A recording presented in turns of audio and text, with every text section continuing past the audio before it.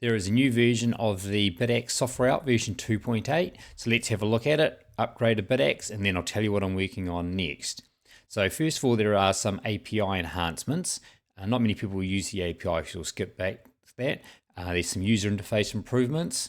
So remove the restart warning to the toast, show restart warning only for relevant fields, add amount of active devices on the swarm page, fixed sorting, removed menu toggle state, expanded the logs. That'll be interesting. We'll have a look at the logging.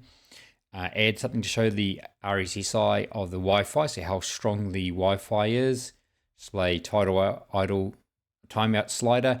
Message update for ref to new firmware release. Pull visual separation, so the pulls might look a little bit different. Fixed pull card overview. Added project favorite icon. And add brains pull, solo pull to quick pull links. Number of bug fixes and some hardware and display enhancements. Added support for multiple displays. Well, my Bitaxe has only got one display, but I'm guessing there must be some out there, or maybe there's some about to be released that have got more than one display. Not sure what that is. Oh, it looks like some crypto changes. Not sure what these are. They're now compiling it with optimization. I'm surprised they weren't doing that already. Statistical task for previous chart. Code quality and refactoring. So it looks like they've been cleaning up the code and some new people have contributed. All right, let's go and upgrade one of them and see what happens. So I'm in my Bitaxe here, and you go into settings, and when you scroll down here, you can say check for the latest release. So I'm running 2.7 and it says 2.8 is the latest version.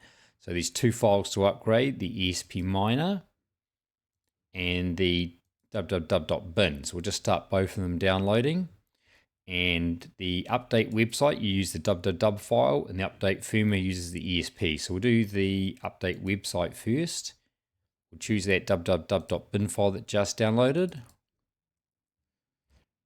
And we can see it's ticking away, 3%, 20%. Moving through it quite quickly. 100%. Right, we'll do the next update. Oop. And we'll choose the ESP miner file there. This one's happening even quicker. All right, we'll have a quick look at the dashboard. All right, it's just rebooting at the moment. While we're waiting, I can hear the fans whirring up. So while it's rebooting, I'm going to talk about one of my future videos coming up in maybe another month's time. So I'm redoing my at-home solo mining video. So I'm going to take you through how to install Bitcoin knots for the Bitcoin node. I've decided to use knots this time because it has a lot more filtering options. You can choose not to do filtering, or you can filter as much as you want, and that will control what transactions you choose go into the next block should you solve it. I'm staying with CK Poll solo because it's been really good.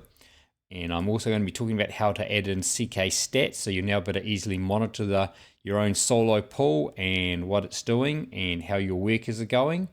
And finally, I'm also going to be putting in how to install mempool locally, so you can watch what's happening on your own node live.